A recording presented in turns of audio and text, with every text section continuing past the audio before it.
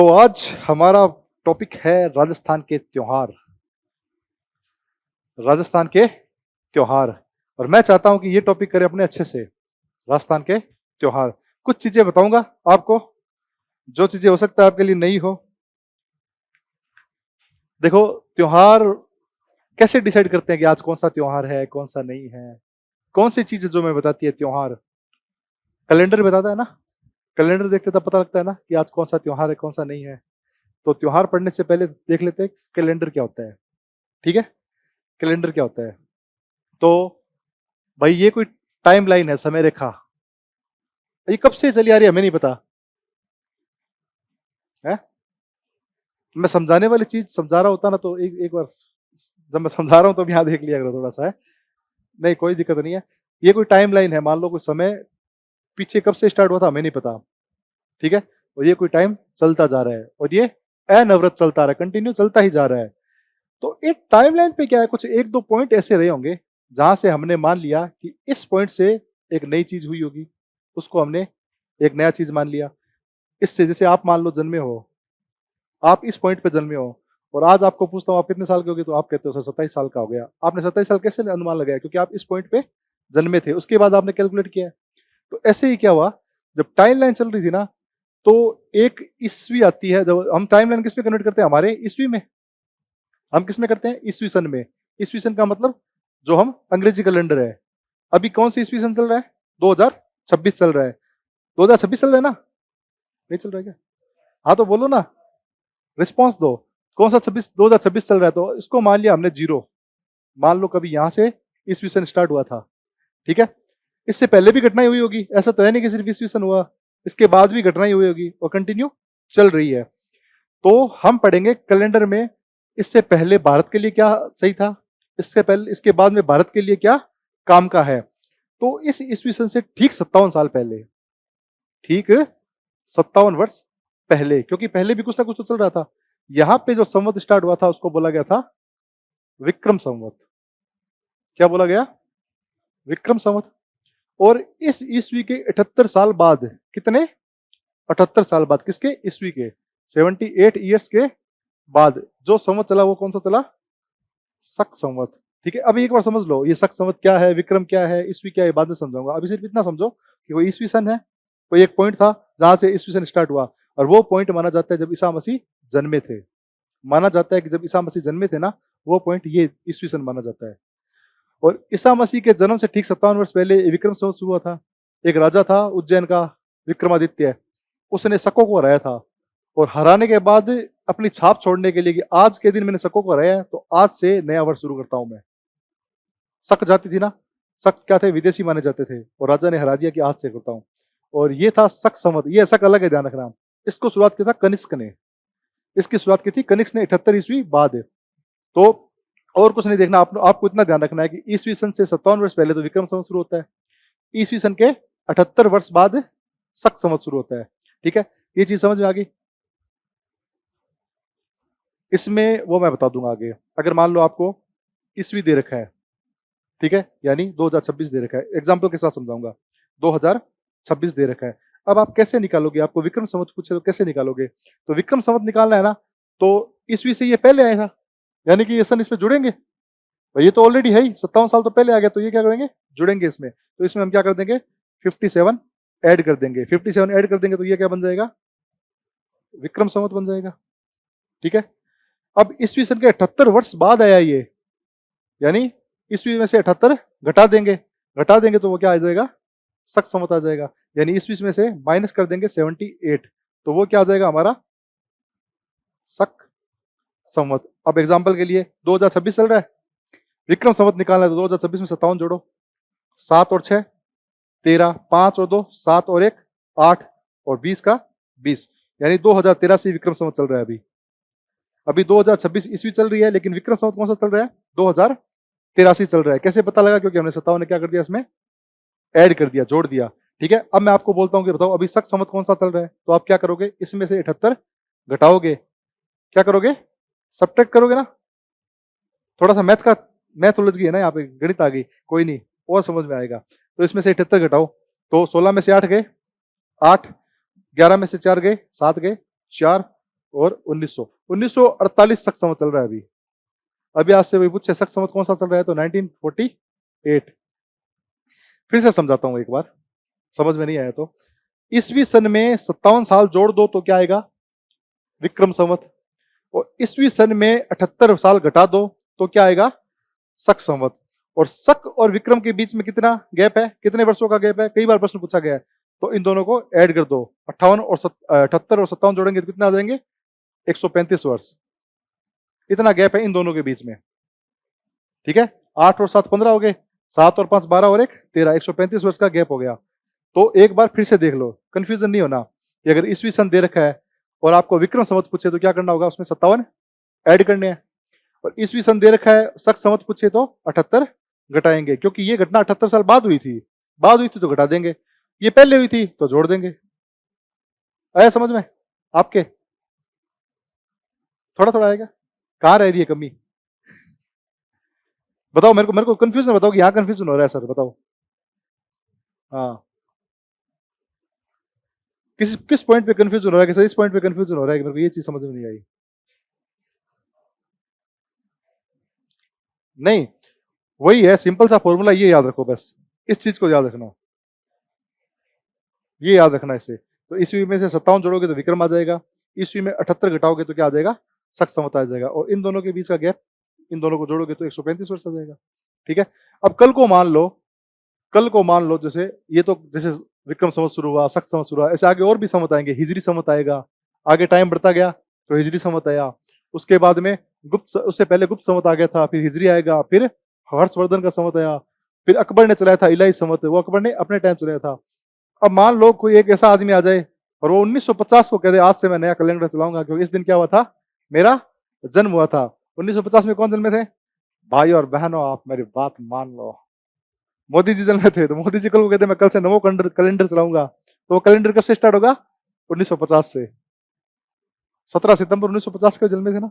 हाँ, तो वो चला दे तो उनकी मर्जी है। तो इसलिए कैलेंडर डिसाइड होता है एक पॉइंट ऑफ टाइम से, कि जिस दिन जो घटना होती है उस दिन से कोई कैलेंडर चला रहा है वैसे होता है। तो इस दिन क्या हुआ था, ईसा मसीह का जन्म हुआ था, तो ये कैलेंडर चल रहा है तब से। इस दिन विक्रमादित्य ने हरा दिया था शकों को, तो तब से चल रहा है ये, इसने उस उपलक्ष्य में चला दिया। अकबर ने इलाही संवत चलाया था, तो उस दिन उसने कहा मैं नया धर्म बना रहा हूं, तो उसने इलाही संवत चला दिया। हर्षवर्धन क्या करता था, अपनी चीजें दान करता था, तो जब उसने पहली बार दान किया था तो उसने वो संवत चला दिया।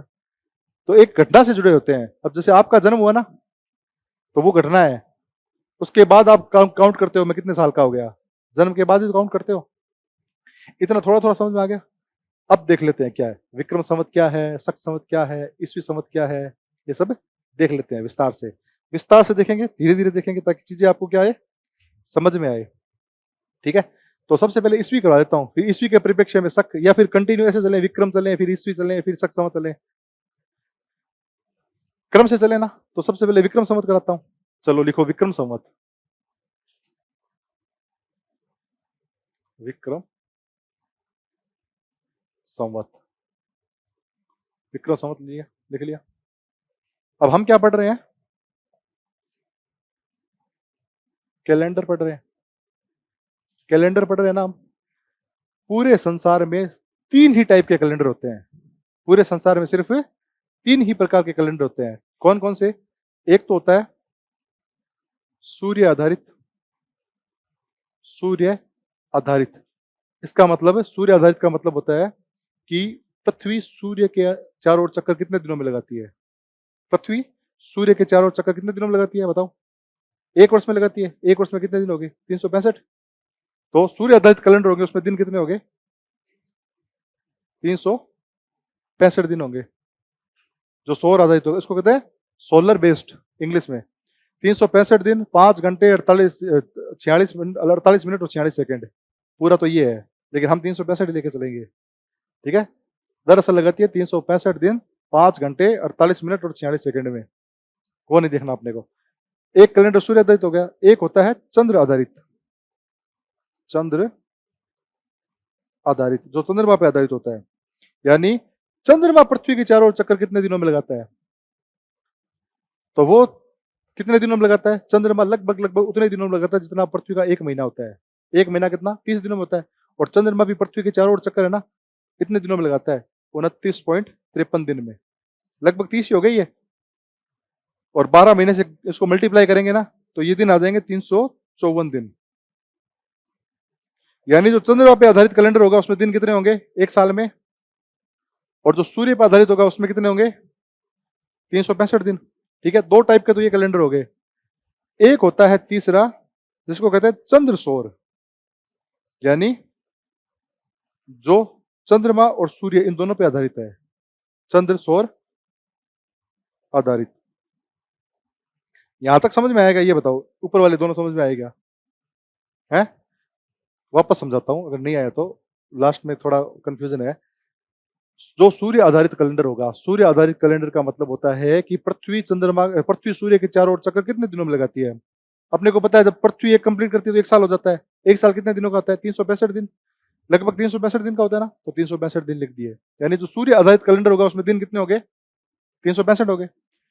जो चंद्र आधारित कैलेंडर होता है उसमें चंद्रमा पृथ्वी के चारों ओर कितने दिनों में चक्कर लगाती है, तो चंद्रमा पृथ्वी के चारों ओर उतने ही दिनों में चक्कर लगाती है जितना एक महीना होता है। एक महीने में 30 दिन होते हैं लगभग, तो चंद्रमा भी 29.53 दिनों में चक्कर लगाता है। एक महीना हो गया, और साल के लिए हमें 12 से मल्टीप्लाई करना पड़ेगा क्योंकि साल में कितने महीने होते हैं 12 महीने होते हैं। और 12 महीने हर कैलेंडर में मिलेंगे आपको, चाहे वो इंग्लिश कैलेंडर ले लो, हिंदू कैलेंडर ले लो, चाहे मुस्लिमों का कैलेंडर ले लो, इस्लामिक कैलेंडर, 12 महीने सब में मिलेंगे। तो 12 के साथ मल्टीप्लाई कर दिया तो कितने आ गए 354 दिन। इन दोनों के बीच में फर्क कितना आ गया 11 दिनों का लगभग। भाई सूर्य आधारित कैलेंडर और चंद्र आधारित कैलेंडर में फर्क कितना आ गया लगभग 11 दिन का।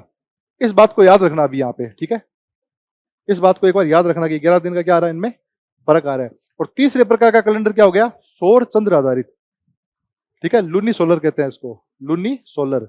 ये होता है लूनर, ये होता है सोलर, ये होता है लूनी सोलर, दोनों का नाम मिक्स है, चंद्र सौर या सौर चंद्र आधारित। अब इसमें क्या होगा, इसमें जो दिन होंगे ना वो तो होंगे चंद्रमा के हिसाब से, और जो साल होगा ना वर्ष उसको सेट किया जाएगा सूर्य के हिसाब से। कैसे आपको बताता हूं। दीपावली कब आती है, कार्तिक माह की अमावस्या को आती है, हर बार कार्तिक अमावस्या को आएगी। तो ये तो है चंद्रमा पे आधारित कि हर बार कार्तिक अमावस्या को दीपावली आएगी। और दीपावली आते कौन से महीने में है, लगभग अक्टूबर नवंबर में, अक्टूबर में आएगी या फिर नवंबर में आएगी। ये चीज एडजस्ट की जाती है किसके हिसाब से, सूर्य के हिसाब से। किसके हिसाब से, सूर्य के हिसाब से। तो उन दोनों के हिसाब से जो कैलेंडर एडजस्ट होता है उसको कहते हैं चंद्र सौर कैलेंडर, सौर चंद्र कैलेंडर। इसका सबसे अच्छा एग्जांपल यही है जो अपना कैलेंडर है, अपना राष्ट्र, अपना जो पंचांग है ना, जो कौन सा विक्रम संवत है जिसपे त्योहार मनाते हैं अपने, वो सबसे एक बेस्ट एग्जांपल है इसका। और आगे और समझाऊंगा, ये 11 दिन याद रखना, ये चीजें दोनों आ गई समझ में, ठीक है। थोड़ी भी आई होगी लेकिन आ गई, मैथ की चीज नहीं है, बस चीजें देखनी है आपको, ये आ गई यहाँ तक। ये भी याद आ गया होगा कि दिन का निर्धारण तो होगा चंद्रमा के हिसाब से, और महीनों का निर्धारण यानी एडजस्ट किससे होगा, सूर्य के हिसाब से। आगे समझ में यहाँ तक, चलो अब आगे चलते हैं। तो अब विक्रम संवत पढ़ रहे थे हम, यहाँ तक देख लिया, विक्रम संवत बता दूं, ठीक है। तो इसको मैं थोड़ा सा यहाँ से वाइप आउट कर दूं, उतार लिया इसको, नहीं उतार लो ना, किसका वेट कर रहे हो, ये उतारो, नहीं वो पीछे, क्योंकि ये चीज आगे काम आएगी। अभी मैं समझाऊंगा ना 11 दिन याद आएगी आपको, तो आपको कि हाँ सर 11 दिन याद आ गए। तो थोड़ा है ना ऐसे कोशिश ऐसे किया करो कि हाँ मतलब क्या अभी मेरे को चीज याद आ रही है, नहीं आ रही है तो उसी वक्त बताओ, कंफ्यूजन होता है सर यहाँ पे थोड़ा सा कंफ्यूजन हो रहा है, इसको क्लियर कर दो, मैं क्लियर कर दूंगा। और नहीं करूंगा तो मैं बता दूंगा कि यार मेरे से भी नहीं हो पा रहा, कल करूंगा, जो आज होगा वो आज ही कर दूंगा, ठीक है। आप देखो बहुत सी चीजें आपकी क्लियर करूंगा, और जो आपने कहीं नहीं पढ़ी, आप क्या आएंगे ना हिस्ट्री में, अब मैं पढ़ाऊंगा एक बार देखना। अब आपका थोड़ा खोपड़ा घुमा दूंगा, यहाँ से खोपड़ा समझ के दिमाग घुमा देना। अरे ये क्या होगा,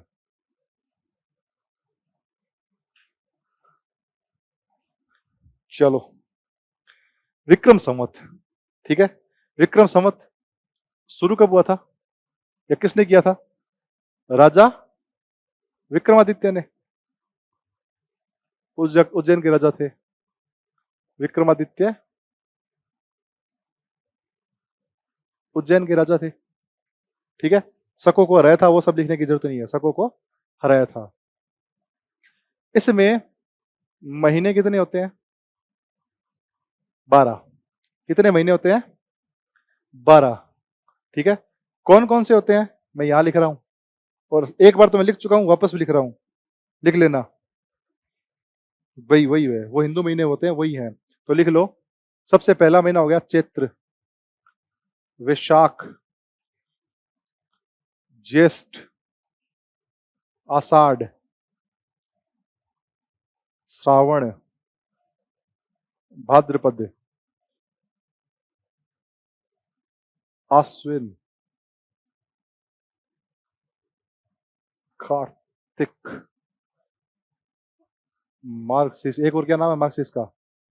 मार्गशीर्ष का नाम एक और क्या है? अगहन। अगहन। ठीक है। मार्गशीर्ष, पोष, माघ, और अंतिम महीना कौन सा हो गया? फाल्गुन। कौन सा हो गया? फाल्गुन। ये 12 महीने होते हैं अपने।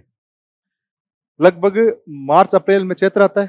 अगर अंग्रेजी महीनों के हिसाब से देखें ना, तो मार्च अप्रैल में चैत्र आता है, और फिर आगे देखते रहो, मार्च अप्रैल, अप्रैल मई, मई जून, जून जुलाई, जुलाई अगस्त, अगस्त सितंबर, ऐसे करके ये चलते रहेंगे।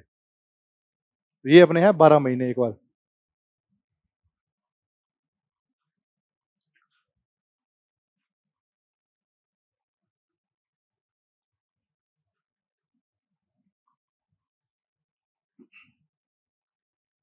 ये क्या हो गए? 12 महीने हो गए। ठीक है। अब आपको चीजें ना आगे जब कभी त्योहार मेले मेले बताऊंगा कि भाई इस मेला इस पक्ष को आता है, इस तिथि को आता है, तब आपकी चीजें क्लियर हो जाएगी। जैसे आपने कहा था ना कि सर आपने पढ़ा दिए क्या, आज ही पढ़ा रहा हूँ। तो ये होते थे हमारे हिंदू महीने। ठीक है। जो हिंदू वर्ष के अनुसार मनाए जाते हैं, जो विक्रम संवत में आते हैं। ठीक है। और जो हमारे हिंदू त्योहार है, जितने भी होली, दिवाली, भाई दूज, रक्षाबंधन, वो सब इसी कैलेंडर के हिसाब से मनाए जाते हैं। किससे? विक्रम संवत का। लिखो, हिंदू त्योहार, हिंदू त्योहार इसी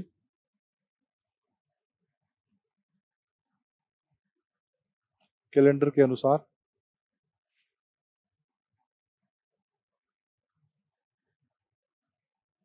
मनाए जाते हैं, मनाए जाते हैं। ठीक है।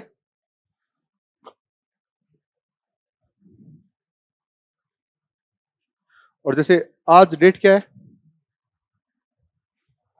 8। 8 है ना आज। जैसे मैंने बोला 8 दिन कौन सा है, तो आपने बता दिया 8 जुलाई। तो इंग्लिश इंग्लिश कैलेंडर में तो 8 दिन कहते हैं, और इस कैलेंडर में उस चीज को कहते हैं तिथि। दिन की जगह क्या कहते हैं? तिथि कहा जाता है। तिथियां होती है यहाँ पे इस कैलेंडर में। इस कैलेंडर में दिन नहीं होते, तिथियां होती है। ठीक है।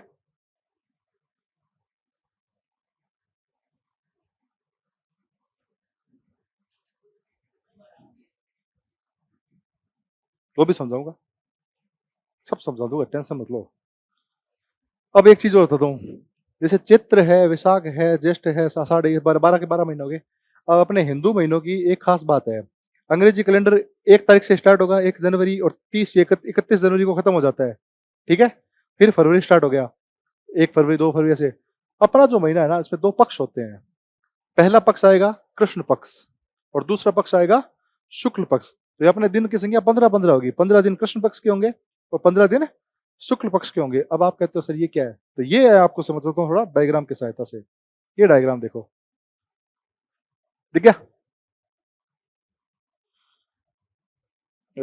अब देखो, जब पृथ्वी, ये है अपनी मदर अर्थ, भारत माता, या धरती माता, धरती माता, धरती माता और सूर्य देव, इन दोनों के बीच में चांद आ जाता है ना, ये चांद है, चंद्रमा। आपका चांद अलग हो सकता है, लेकिन ये अपना चांद है सब पृथ्वी का।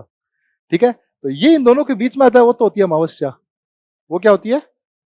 अमावस्या। ठीक है। और ये चांद पृथ्वी के चक्कर लगा रहा है, और पृथ्वी सूरज के चक्कर लगा रही है। कोई ना कोई किसी ना किसी के पीछे लगा रहा है। तो ये घूमती घूमती घूमती घूमती घूमती यहां आ गया चांद। अब सूरज की रोशनी चांद पे पड़ेगी, ये चमकेगा। ये चमकेगा तो हमें पृथ्वी से क्या दिखाई देगा? कि चांद चमक रहा है। अब आप कहोगे सर सूरज धरती बीच में आ गई ना, तो कैसे इसे रोशनी कैसे पड़ रही है? अब देखो चक्कर कैसे लगाता है। ये सूरज है, ये पृथ्वी है, ये इसके ऐसे ऐसे ऐसे चक्कर लगा रही है।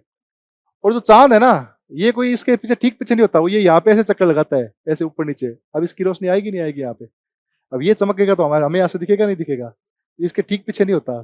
चांद थोड़ा ऊपर होता है, वो यूं यूं यूं यूं यूं चक्कर लगाता रहता है वो, तो हमें चांद चमकता दिखाई देता है। यानी जब पृथ्वी और सूर्य के बाद में चांद हो, बाहर चांद हो तो वो होती है पूर्णिमा, और पृथ्वी और सूर्य के बीच में चांद हो तो वो होता है अमावस्या। अपना जो पहला महीना स्टार्ट होता है वो कृष्ण पक्ष से होता है। कौन से पक्ष से होता है? कृष्ण पक्ष। इसको अपने मारवाड़ी में या अपने देसी भाषा में क्या कहते हैं? अंधार पक्ष, अंधेरा पक्ष, अंधेरे वाला पक्ष। इसमें क्या होता है देखो, चांद धीरे धीरे धीरे धीरे धीरे धीरे बिल्कुल काला हो जाएगा, यानी ये बिल्कुल कृष्ण पक्ष, यानी कृष्ण पक्ष यानी ये चीजों को काला कर देता है। और कृष्ण पक्ष का अंतिम दिन क्या होता है? अमावस्या। कृष्ण पक्ष का अंतिम दिन क्या होगा? अमावस्या होगी।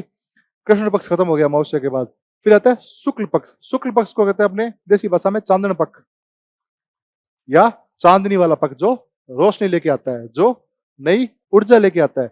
तो ये देखो धीरे धीरे धीरे धीरे चांद यहाँ पे जाएगा, अब धीरे धीरे सूरज की रोशनी पड़ेगी पड़ेगी तो ये थोड़ा थोड़ा थोड़ा दिखाई देना स्टार्ट होगा। उसके बाद में शुक्ल पक्ष का अंतिम दिन क्या होगा?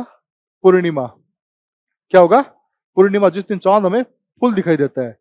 फुल दिखाई देता है इसलिए इंग्लिश में इसको कहते हैं फुल मून, ठीक है।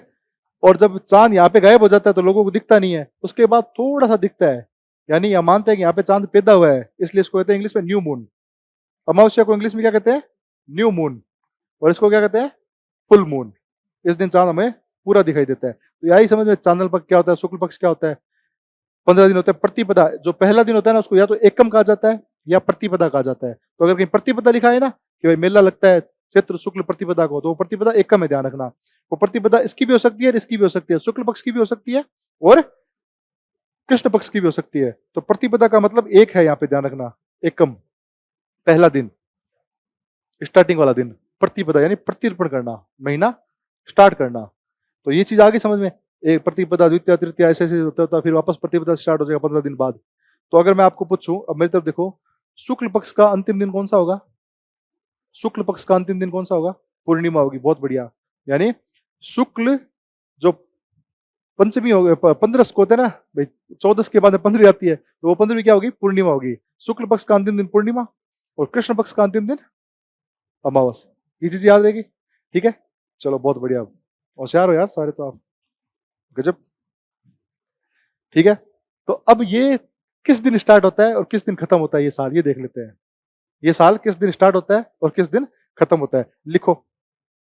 ये सॉरी,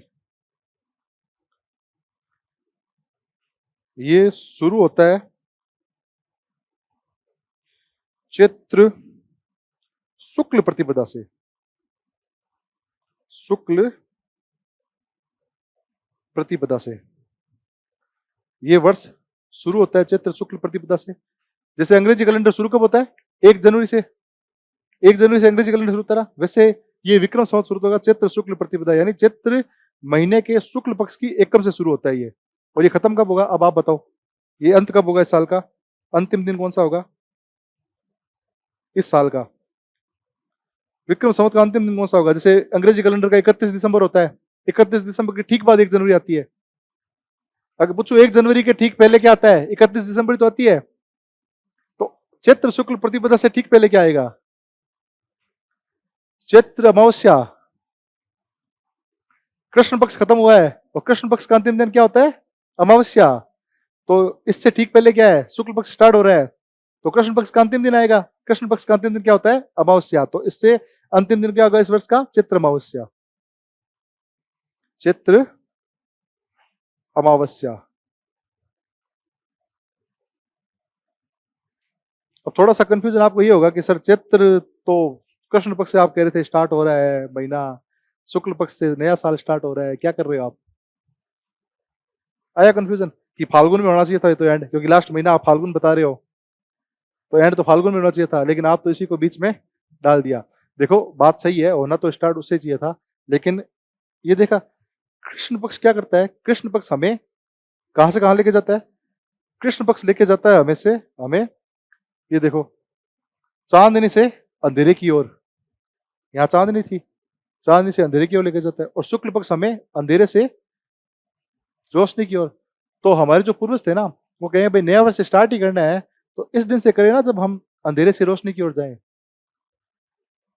क्यों हम फालतू रोशनी से अंधेरे की ओर जा रहे हैं? भाई साल की शुरुआत ही, अब आप पहले दिन को ना जिम जाऊंगा, संकल्प लेता हूँ 1 जनवरी को, वो करूंगा, 1 जनवरी को आप अच्छे अच्छे काम करते हो। तो वही है कि भाई जब साल की शुरुआत ही करनी है तो ऐसे दिन से करो ताकि हम चांदनी की ओर जाए अंधेरे से, न कि इस यहाँ पे चांदनी से अंधेरे की ओर, अंधेरे से चांदनी की ओर आए। मतलब 15 दिन छोड़ देते हैं हम। और दूसरा ये माना जाता है, एक पुरानी कथा है कि इस दिन भगवान ब्रह्मा जी ने सृष्टि का रचना की थी, सृष्टि की रचना की थी। अपनी जो सृष्टि है ना, पुरानी कथाओं में माना जाता है कि रचना इसी दिन हुई थी, चैत्र शुक्ल प्रतिपदा को। तो हम नया वर्ष उसी दिन से मान लेते हैं कि भाई चलो 15 दिन कोई बात नहीं, छोड़ दो इनको, इनको अंतिम में ले लेंगे, साल के लास्ट में ले लेंगे, कोई फर्क नहीं पड़ेगा। और एक कारण और भी है कि नवरात्रे स्टार्ट होते हैं इस दिन, नवरात्रे स्टार्ट होते हैं, बहुत अच्छा पर्व स्टार्ट होता है नवरात्रा, तो तब इसीलिए भी इसको नव वर्ष माना जाता है। अब मैं आपसे पूछूं कि विक्रम संवत का पहला दिन कौन सा होता है, तो आप क्या बताओगे? शुक्ल प्रतिपदा। ठीक है, क्यों होता है? चैत्र कृष्ण प्रतिपदा क्यों नहीं होता? क्योंकि हम अंधेरे से उजाले की ओर जाना चाहते हैं, न कि उजाले से अंधेरे की ओर, ताकि हमारा हाथ पकड़ के अंधेरे से हमें कोई लोग भगवान उजाले की ओर लेके जाए, इसलिए हम नया वर्ष मनाते हैं। और दूसरा, इस दिन सृष्टि की रचना भी हुई है, ऐसा माना जाता है, ब्रह्मा जी ने सृष्टि की रचना की थी। ठीक है, थोड़ा 10% तो आया होगा समझ में, है ना? हाँ कोई नहीं, आ जाएगा, एक दो बार वापस पढ़ोगे ना। ये रिकॉर्डिंग रहती है आपके पास, आता है ना ऐप में? ऐप में और देखना एक दो बार, आ जाएगी चीजें। ठीक है, ये क्या आ गया? तो अंतिम दिन क्या हो गया? चैत्र अमावस्या हो गया। तो कई बार पूछते हैं कि विक्रम संवत का अंतिम दिन कौन सा है निम्न में से, तो आप क्या बताओगे? चैत्र की अमावस्या है, क्योंकि पहला दिन चैत्र शुक्ल प्रतिपदा है ही। तो विक्रम संवत हमारा लगभग लगभग यहाँ पे पूरा हो गया। ठीक है, अब देखते हैं शक संवत को, इसी के साथ शक को देख लेते हैं, ईस्वी सन को बाद में देखेंगे, क्योंकि ये दोनों मिलते जुलते हैं और कंफ्यूजिंग वाले भी है। ठीक है, देखें शक संवत को। चलिए, इसमें कोई दिक्कत, कहीं पे कंफ्यूजन कुछ पूछना है कि सर इसमें कोई, मेरे को यहाँ पे थोड़ा लग रहा है, क्योंकि ये त्योहार आपके पूरे आर्ट एंड कल्चर में काम आते हैं, ये तिथियां, ये मेला कब लगता है, और ये तो कंफ्यूजन है तो अभी पूछ लो कि सर यहाँ पे ये मेरे को थोड़ी दिक्कत आ रही है। दोबारा बता देता हूँ, ये देखो, हाँ, तो ये शुरू कब होता है ये माना जाता है। हमने कहा कि भाई भारत का नव वर्ष प्रारंभ कब होता है? चैत्र से। और मैंने आपको ये भी बता दिया कि पक्ष, दो पक्ष होते हैं, एक पक्ष होता है कृष्ण पक्ष और एक पक्ष होता है शुक्ल पक्ष। पहले ये आता है 1 नंबर और 2 नंबर ये आता है। अब कंफ्यूजन आपकी ये हो रही है कि सर नया साल स्टार्ट हो रहा है तो इससे क्यों नहीं हो रहा है पहले से, इससे क्यों हो रहा है? वो इसलिए कि कृष्ण पक्ष हमें हमेशा कहां से, उजाले से अंधेरे की ओर लेके जाता है, और शुक्ल पक्ष हमें अंधेरे से उजाले की ओर लेके जाता है। तो अंधेरे से उजाले की ओर जाना अच्छा है या उजाले से अंधेरे की ओर? अंधेरे से उजाले की ओर ना, इसीलिए यहां से स्टार्ट करते हैं। और 15 दिनों में इतना ज्यादा फर्क भी नहीं पड़ता, तो हमारे पूर्वज बहुत समझदार थे।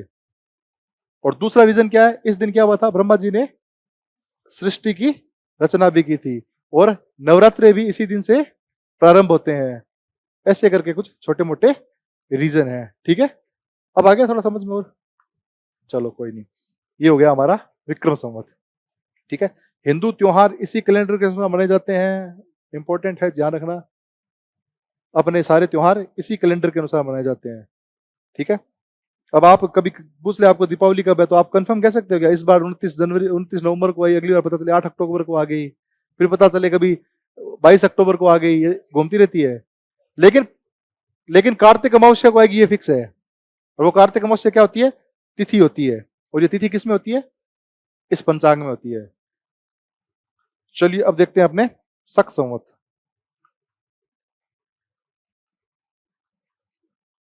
अब शक संवत में ना थोड़ा सा है ना, संभल के बैठना, थोड़ा सा दिमाग पे प्रेशर पड़ेगा इसमें।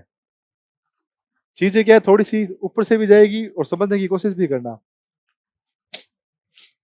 हाँ, शक संवत शुरू किसने किया था पहले तो ये देख लेते हैं। कनिष्क ने, और कहीं कहीं कनिष्क का नाम सालीवान भी दिया हुआ है। तो ये दोनों ऑप्शन आए ना, या तो कनिष्क आएगा या सालीवान आएगा, ये दोनों एक साथ नहीं आएंगे ऑप्शन में। ठीक है, तो कनिष्क या सालीवान ने इसकी शुरुआत की थी। और ये कब हुआ था शुरू? 78 ईस्वी में, यानी ईस्वी के 78 वर्ष बाद। तो ईस्वी में 78 क्या करेंगे, जोड़ेंगे या घटाएंगे? घटाएंगे। आगे अब समझ में आ रहा है, पकड़ रहे हो चीजों को। इसमें कितने महीने होते हैं शक संवत में? 12 महीने। 12 महीने। और कौन कौन से महीने होते हैं? वही चैत्र वाले, ठीक है, चैत्र से लेके फाल्गुन तक। तो मैं यहाँ पे ऐसे लिख दूं, चैत्र से शुरू और फाल्गुन तक 12 महीने होते हैं इसमें शक संवत में।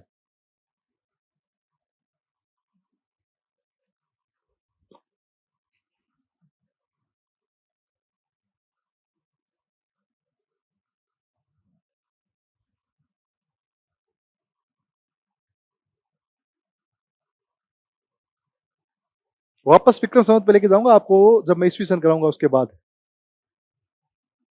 और किस लिए लेके जाऊंगा? वो 11 दिन याद रखना, जो दोनों के बीच में गैप आ रहा था सूर्य और चंद्रमा के बीच में। तो एक बार फिर मैं आपको विक्रम संवत पे लेके जाऊंगा, शक संवत पे भी लेके जाऊंगा, ठीक है।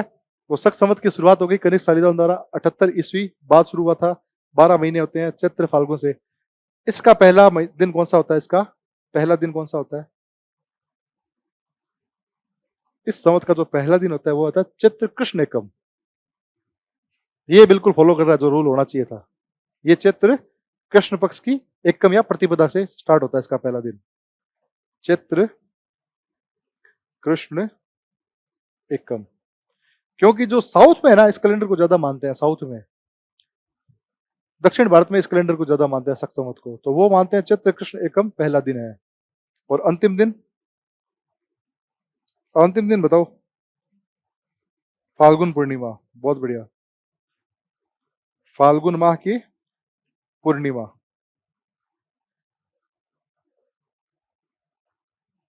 फाल्गुन माह की पूर्णिमा, ठीक है। पहला दिन पता लग गया चैत्र कृष्ण एकम, और अंतिम दिन पता हो गया फाल्गुन पूर्णिमा। हाँ, कंफ्यूजन है तो पूछो, पूछो पूछो। हम्म। अब ये ज्यादातर कहाँ पे प्रचलित है? दक्षिण भारत में। दक्षिण भारत वाले इस कैलेंडर के अनुसार सेलिब्रेट करते हैं अपनी चीजें, तो ये। और वो जो था विक्रम संवत वो उत्तर भारत में। लास्ट महीना फाल्गुन महीना भली हो, लेकिन लास्ट दिन कौन सा होगा? चैत्र अमावस्या होगा उसमें। महीना तो फाल्गुन ही आएगा ना, क्योंकि चैत्र वापस स्टार्ट हो जाता है, तो महीना तो वही आएगा। महीना कोई नहीं पूछेगा, अंतिम दिन पूछेंगे आपसे। हाँ, ठीक है। अब थोड़ा सा क्या है कि गौर करना इस पे, चीजें थोड़ी सी घुमाएगी आपको। भारत जब आजाद हुआ था ना, जब आजाद हुआ तो भारत में 30 प्रकार के कैलेंडर प्रचलित थे। कितने? 30 प्रकार के। तो फिर अपने जो कौन थे, जवाहरलाल नेहरू जी, सरदार वल्लभ भाई पटेल, ये कहते हैं कि यार इतने कैलेंडर तो कैसे काम चलेगा, कोई एक कैलेंडर अपनाते हैं और उस एक कैलेंडर के अकॉर्डिंग हमें रखेंगे। और उस एक कैलेंडर में एक ध्यान रखना है कि हमें अंग्रेजों को फॉलो नहीं करना। अंग्रेजों वाला जनवरी फरवरी वाला है ना, ये काम नहीं रखेंगे। हम तो अंग्रेज से आजाद हो गए, और अंग्रेजी फिर हम भी जनवरी फरवरी रखें तो क्या फायदा। तो फिर 1952 में, नवंबर 1952 में एक समिति बनती है, पंचांग सुधार समिति। उस समिति के जो अध्यक्ष थे बहुत महान वैज्ञानिक थे, मेघनाथ साहा। कौन थे? मेघनाथ साहा, जो भारत के बहुत महान वैज्ञानिक रहे हैं। उन्होंने क्या करते हैं, वो पूरे के पूरे 30 जितने भी पंचांग थे सब पे खोजबीन करते हैं। और लगभग लगभग 5 साल बाद 22 मार्च 1957 को, 22 मार्च 1957 को कहते हैं कि आज से हमारा जो पंचांग है, हमारा राष्ट्रीय पंचांग, वो होगा ये शक संवत।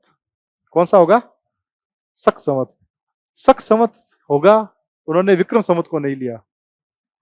विक्रम संवत जबकि सारे त्योहार उसके अकॉर्डिंग मनाते हैं। इसमें मैंने नहीं लिखा कि हिंदू त्योहार इसके अकॉर्डिंग मनाए जाते हैं, लिखा मैंने, तो इसके अकॉर्डिंग नहीं मनाए जाते, ध्यान रखना। हिंदुओं के त्योहार इसके अकॉर्डिंग नहीं मनाए जाते। किसके अकॉर्डिंग मनाए जाएंगे?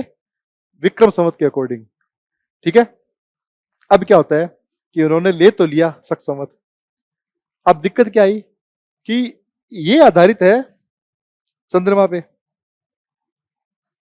इसमें दिन आएंगे 354, और पूरे विश्व में फैला हुआ था अंग्रेजी कैलेंडर। अंग्रेजी कैलेंडर में दिन आते हैं 365। तो फिर वो 11 दिन का क्या करें कि भाई उस 11 दिनों का क्या करें फिर, कैसे एडजस्ट करें? तो मेघनाथ शाह कहते हैं देखो मैंने कैलकुलेशन बिठा ली है, अपने को अपने भारतवासी बोले, इनको बस बताना है कि हमने आपका महीना अपनाया है। हमने क्या अपनाया? हिंदू महीना अपनाया है, लेकिन ये चलता अंग्रेजी महीनों के हिसाब से है। होना क्या क्या चाहिए? पहला दिन, राष्ट्रीय पंचांग का पहला दिन क्या होना चाहिए भाई? मान लो यहाँ पे मैंने लिख दिया कि ये हमारा क्या है, राष्ट्रीय पंचांग है। राष्ट्रीय पंचांग है। राष्ट्रीय पंचांग के अनुसार पहला दिन क्या होना चाहिए था हमारा? चैत्र कृष्ण एकम होना चाहिए था। ठीक है, शक संवत का पहला दिन ही होता है। लेकिन आप देखोगे इस पंचांग का, राष्ट्रीय पंचांग का पहला दिन क्या होगा? एक चैत्र। अंतिम दिन क्या होगा इसका? होना क्या चाहिए? चैत्र पूर्णिमा। चैत्र महीने का अंतिम दिन क्या है? चैत्र पूर्णिमा। राष्ट्रीय पंचांग का अंतिम दिन होगा 30 चैत्र।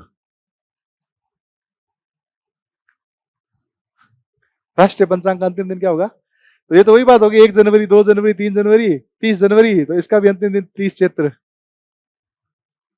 इन्होंने सिर्फ नाम नाम शक संवत लिया है राष्ट्रीय पंचांग, और कुछ नहीं है शक संवत की बातें, सिर्फ और सिर्फ महीनों के नाम लिए हैं। बाकी इसमें 5 महीने होते हैं 31 दिन के, 6 महीने होते हैं 30 दिन के, और एक जो लीप ईयर वाला होता है उसमें कभी 30 कभी 31, और वो महीना चैत्र वाला ही होता है। क्या किया उन्होंने? हमने हमें उल्लू बना दिया लास्ट में जाते जाते कि भाई ये हिंदू है, ये चित्र चित्र करते रहेंगे, इनको लगेगा अपना महीना है। और लेकिन विश्व के साथ भी सामंजस्य बैठाना था, तो अब ये जो राष्ट्रीय पंचांग है ना, इसके दिन होते हैं 365, पूरे पूरे जितने अंग्रेजी कैलेंडर के होते हैं। अंग्रेजी कैलेंडर में 4 वर्ष में क्या आता है? एक लीप वर्ष आता है। 4 वर्ष में एक लीप वर्ष आता है ना, सुना होगा बचपन में, तो नहीं होता तो मैं अभी समझा देता हूँ, 5 मिनट और लगेंगे मेरे को, है ना? है, समझा दूं? चलो समझा देता, वो भी समझाऊंगा। तो अंग्रेजी कैलेंडर में 365, इसमें भी 365। चैत्र के बाद क्या आएगा राष्ट्रीय पंचांग में? वैशाख आएगा। इधर देखो, मेरी तरफ देखो, वैशाख आएगा ना? हाँ।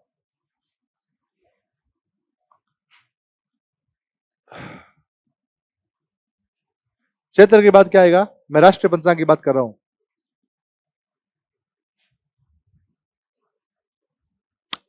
चैत्र के बाद क्या आएगा? वैशाख आएगा।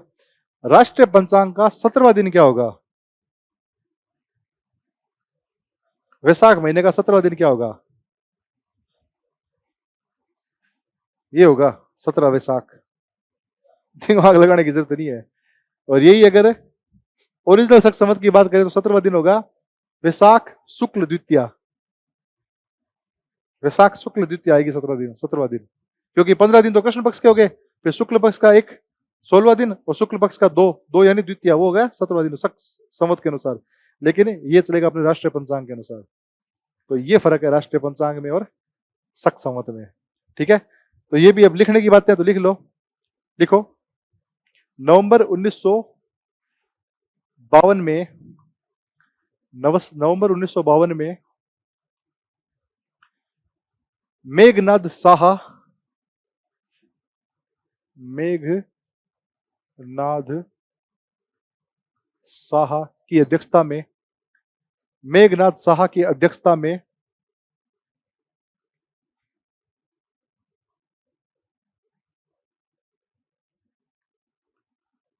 पंचांग सुधार समिति, पंचांग सुधार समिति गठित की गई। पंचांग सुधार समिति, पंचांग सुधार समिति गठित की गई।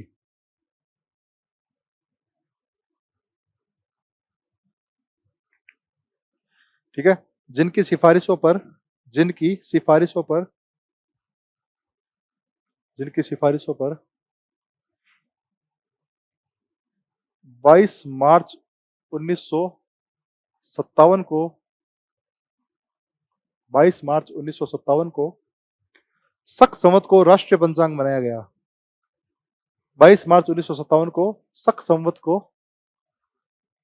राष्ट्रीय पंचांग बनाया गया। ठीक,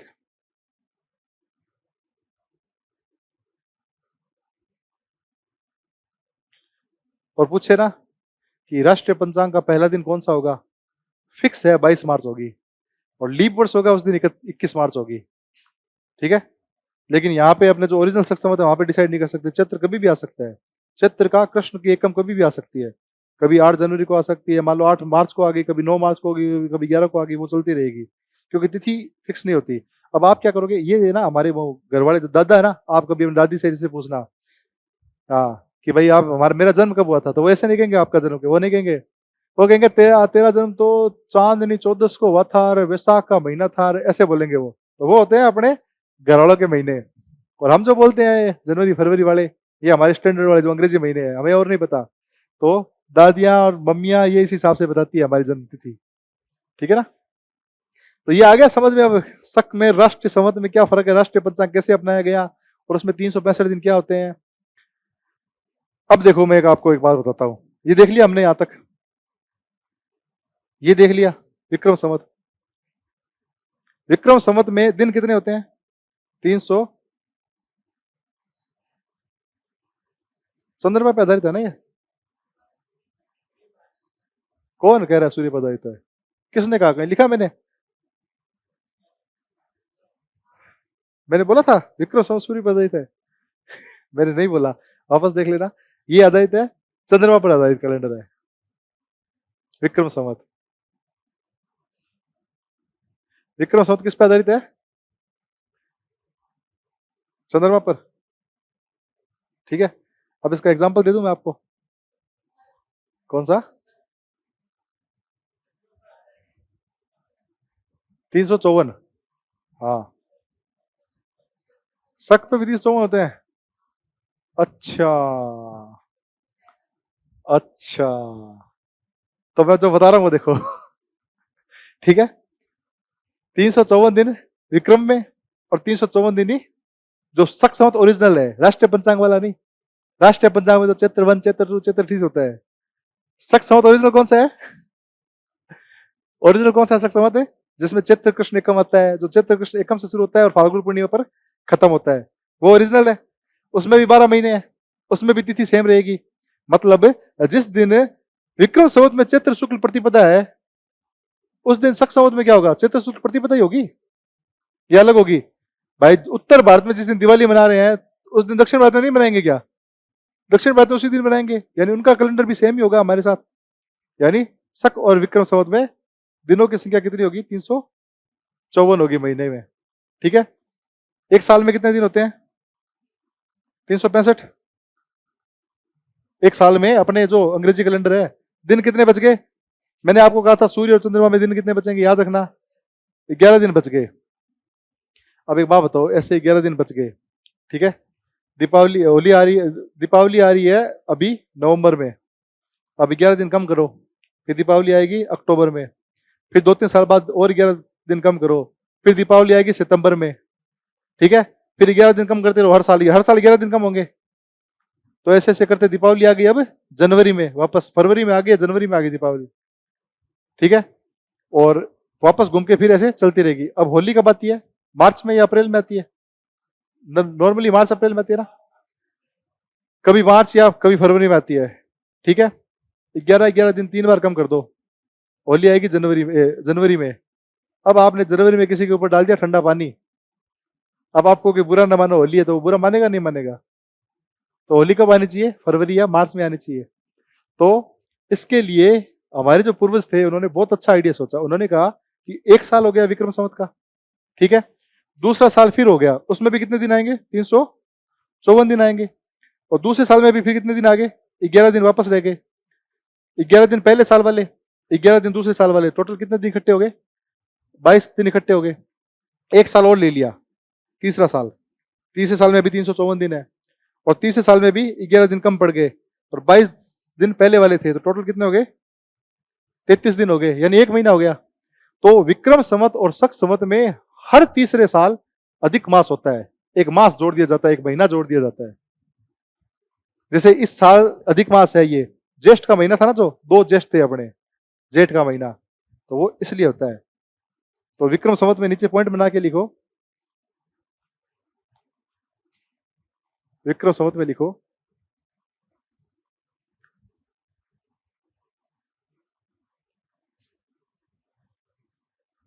लिखो विक्रम संवत में हर तीसरा साल हर तीसरा साल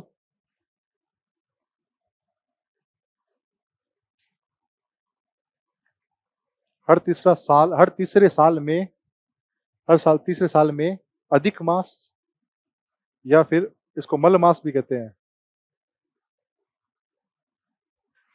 या फिर इसको पुरुषोत्तम मास भी कहते हैं, नाम है बस इसके, मास जोड़ दिया जाता है। हर तीसरे साल में अधिक मास, मल मास या पुरुषोत्तम मास जोड़ दिया जाता है।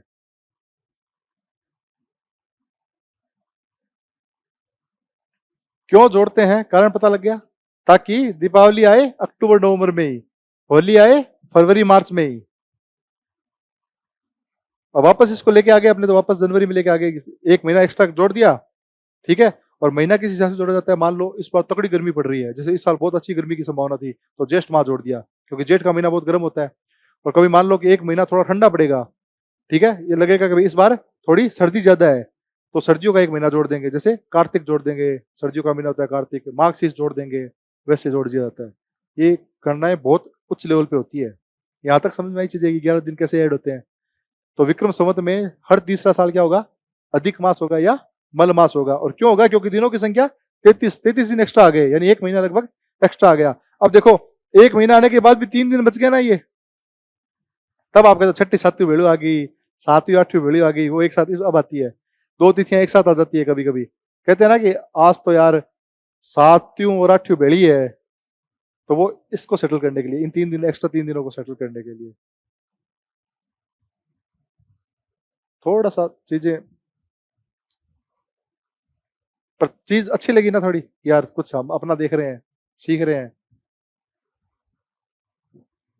तो यही काम किस समय होगा, जो ओरिजिनल संवत है ना, उसमें भी ये होगा, तीसरा महीना, वो तीसरा साल होगा ना, वो जोड़ दिया जाएगा। तो उसमें लिखना मत, उसमें कोई पूछता नहीं है, विक्रम संवत में पूछा जाता है। अब बताओ विक्रम संवत कौन सा कैलेंडर है, अभी तक तो मैंने लिखा ही नहीं था, सूर्य आधारित है, चंद्रमा आधारित है, या कौन सा कैलेंडर है, किस पे आधारित है विक्रम संवत। विक्रम संवत है सौर चंद्र आधारित, सौर चंद्र आधारित है, लिखो, क्योंकि एडजस्ट कर रहे हैं बाद में हम साल में, और जिस कैलेंडर में एडजस्ट किया जाता है फिर वो क्या हो जाता है, सौर चंद्र आधारित होता है। तो ये कैलेंडर है सौर चंद्र आधारित। इंग्लिश में लिखो तो लिख लेना लूनी सोलर, कई बार आपको है ना से देवनागरी में लिख के दे देगा वो, लूनी सोलर ऐसे भी देता है वो लिख के, फिर आप कहोगे यार ये क्या है, ये था सौर चंद्र, लूनर का मतलब चांद होता है, और सोलर का मतलब सूर्य है, लूनी सोलर।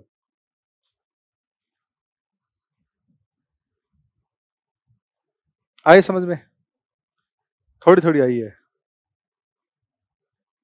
आगे भाई तिथियां कैसे होती है, कैसे 2-2 महीने आते हैं क्या, विशाख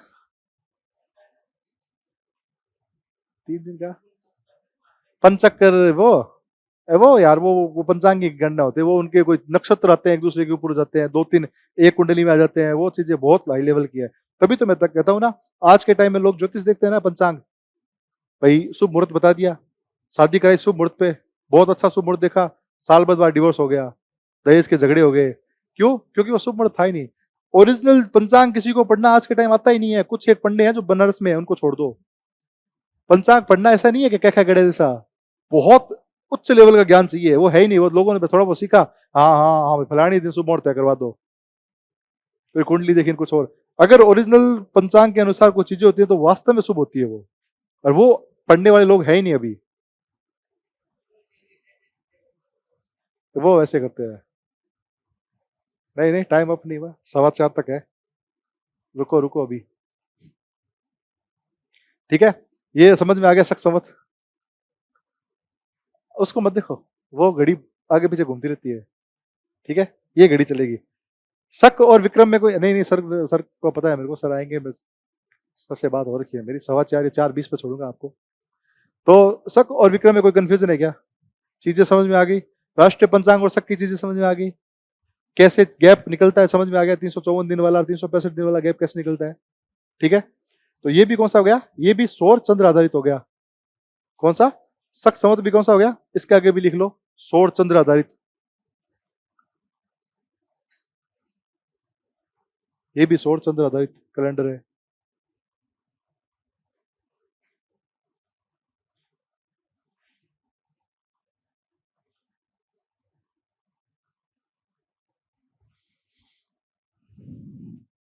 अब लिख लो एक ईस्वी सन, इसमें कुछ नहीं अब समझने लायक।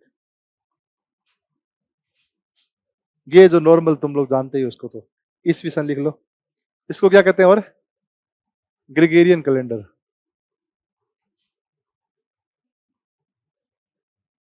ग्रेगेरियन कैलेंडर है ये, ग्रेगेरियन कैलेंडर। ठीक है,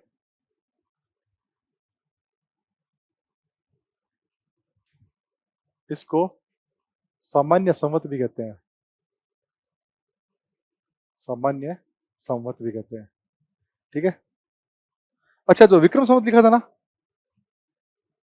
विक्रम संवत, इसके आगे दो नाम और लिख लो इसके, उसको एक कृत संवत भी कहते हैं और मालव संवत भी कहते हैं। ये नाम लिख लेना इसके आगे, कृत, मालव और नव संवत भी कहते हैं इनको, क्योंकि एक बार क्वेश्चन आया था मालव संवत से, 4-5 संवत दे रखे थे, इनमें से पहले कौन सा था? ये नाम है, मालव को ही विक्रम कहते हैं। मालव, मालव गण था ना, मालव गणराज्य है, मालवा नहीं, मालव गणराज्य जो राजस्थान में था उसने चलाया था ये। ठीक है, कृत संवत, पहले कृत नाम था, फिर मालव था, फिर विक्रम बना। पहले कृत था, फिर मालव नाम बना, फिर विक्रम बना। तो ये ज्यादा कंफ्यूज नहीं होना, इसके ये नाम है, बस ये ध्यान रखना। जैसे देवताओं की उपाधि थी ना, वैसी होती है। अब ग्रेगोरियन कैलेंडर में क्या था, कहा गया? ग्रेगोरियन कैलेंडर को क्या कहते हैं? सामान्य संवत भी कहते हैं। तो इसमें कुछ चीजें क्या आती है, एक तो आता है बीसी, बिफोर क्राइस्ट, ईसा पूर्व। बीसी का मतलब क्या होता है? जो ईसा के जन्म से पहले है, बिफोर क्राइस्ट, यानी हिंदी में क्या लिखते हैं इसको?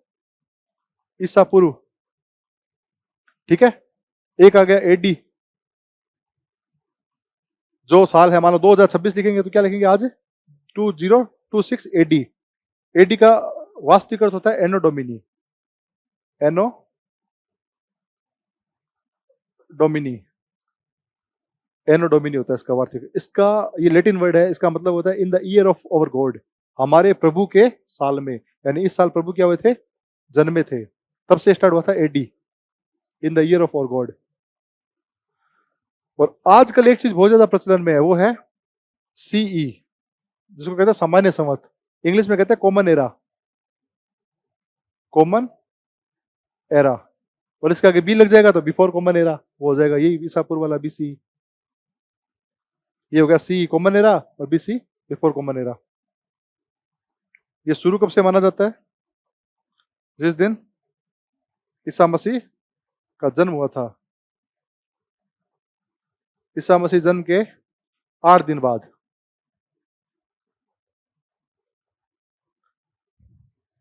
ईसा मसीह के जन्म के 8 दिन बाद इसको शुरू माना जाता है। ये भाई तब शुरू हुआ था। वैसे ईसा मसीह का जन्म तो क्रिसमस डे वाले दिन होता है, और क्रिसमस डे कब आता है? 25 दिसंबर को आता है ना, 25 दिसंबर के 8 दिन बाद आता है, 1 तारीख, 26, 27, 28, 29, 30, 31 और एक 8वें दिन आती है ना, तो 8वें दिन शुरू हुआ था ये ईसा मसीह के जन्म के।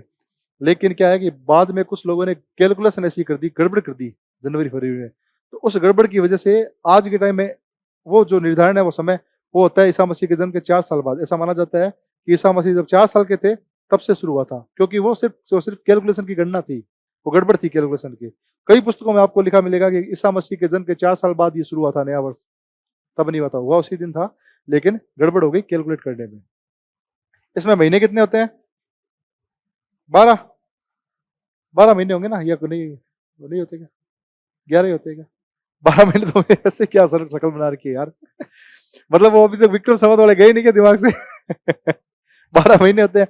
चलो मेरे को बताओ, तुम्हारा थोड़ा माइंड रिलैक्स करता हूँ, पहला दिन कौन सा होगा इस कैलेंडर का? पहला दिन कौन सा होगा अंग्रेजी महीनों का? 1 जनवरी, और अंतिम दिन 31 दिसंबर। ठीक है, बस वही है, लिख लो, पहला दिन 1 जनवरी, अंतिम दिन 31 दिसंबर।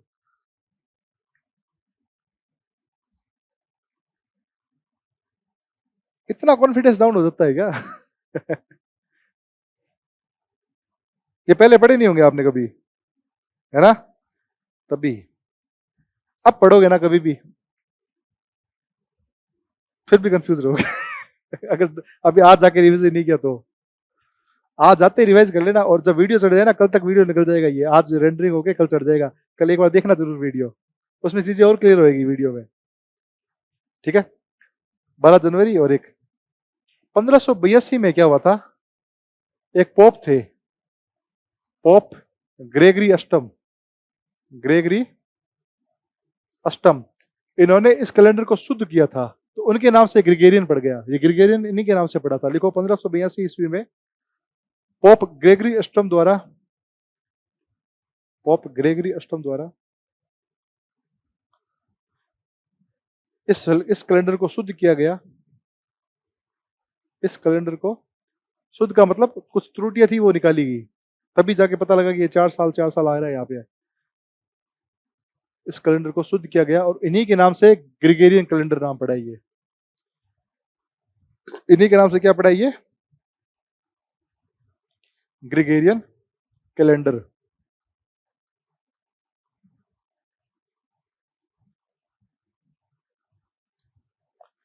ठीक है,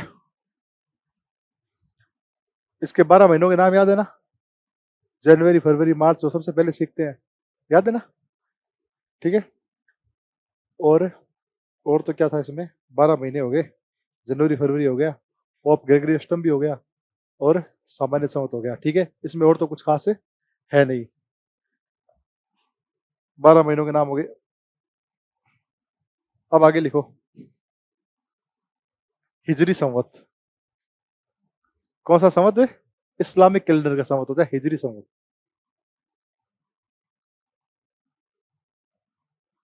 हिजरी संवत, हिजरी संवत को क्या कहते हैं, इस्लामिक कैलेंडर।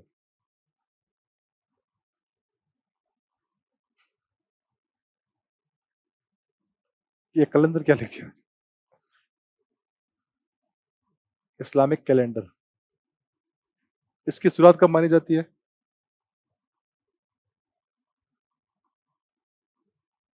ये शुरू माना जाता है 16 जुलाई 622 ईस्वी से। इस दिन क्या घटना हुई थी भाई, कोई ना कोई कैलेंडर होता है, किसी न किसी घटना से होता है।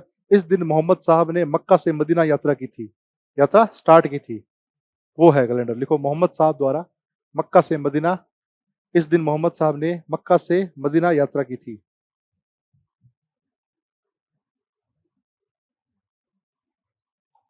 मक्का से मदीना यात्रा की थी।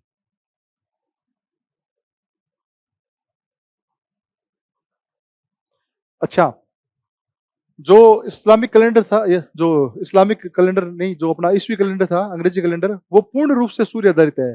वो किस पे आधारित है, सौर आधारित है। उसमें लिख लो सूर्य आधारित, क्योंकि उसमें 365 दिन होते हैं और लीप वर्ष में 366 हो जाते हैं। क्यों, क्योंकि प्रॉपर 365 नहीं होते, वो 365 वर्ष और 6 घंटे लगभग होते हैं।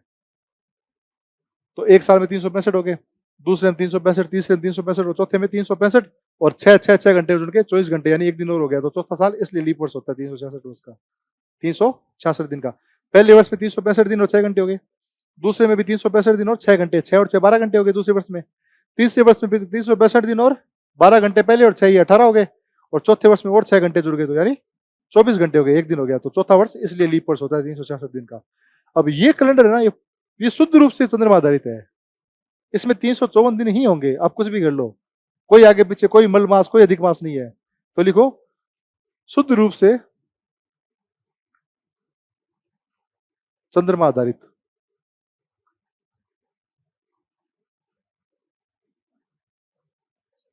शुद्ध रूप से चंद्रमा पर आधारित है ये। इसमें दिनों की संख्या कितनी हो जाएगी फिर, 354 हो जाएगी, और लीप वर्ष होगा उस साल 355 हो जाएगी, या तो 354 रहेगा, और जिस साल 4 साल बाद लीप वर्ष आएगा उस दिन 355 हो जाएगी। ठीक है, अब एक बात बताओ मेरे को, ये शुरू कब हुआ था, 622 को, आज क्या चल रहा है, 2026, तो आज कौन सा हिजरी संवत होना चाहिए, जल्दी बताओ, कैलकुलेट करके मेरे को, कैलकुलेट करके बताओ कौन सा हिजरी संवत चलना चाहिए आज। भाई 622 ये शुरू हुआ था, शुरू का दिन आपको पॉइंट पता है, आज पता है आपको 2026 है, तो इसमें से क्या करोगे, घटाओगे, तो घटाओ, 622 घटाओ ना 2026 में से, अरे यार, घटाना ही तो होगा यार। तो 622 तो भाई ये 0 पे स्टार्ट हुआ था, ये 622 पे स्टार्ट हो रहा है, तो ये घटाएंगे इसमें से। तो कितना हो गया? 4 0, और यहाँ पे कितना आएगा? 4, और यहाँ पे 1, 1404। तो कितना इजी समझ होना चाहिए बार? 1404 होना चाहिए, लेकिन नहीं होगा, क्योंकि इसमें दिनों की संख्या कितनी है? 354 है। हर साल 11 दिन कम हुए हैं, हर साल 11 दिन कम हुए, यानी ये जल्दी जल्दी बढ़ेगा। तो आज जो हिजरी संवत है वो है 1448। होना कितना चाहिए था? 1404। होना 1404 चाहिए था अगर नॉर्मल देखे तो, लेकिन 11 दिन ये जो लोप हो रहा है ये कहीं एडजस्ट नहीं कर रहा, ये कह रहा भाई हम तो अपने हिसाब से चलेंगे। तो आज जो हिजरी संवत है वो 1448 है, 354 दिनों के हिसाब से चलता है इनका साल।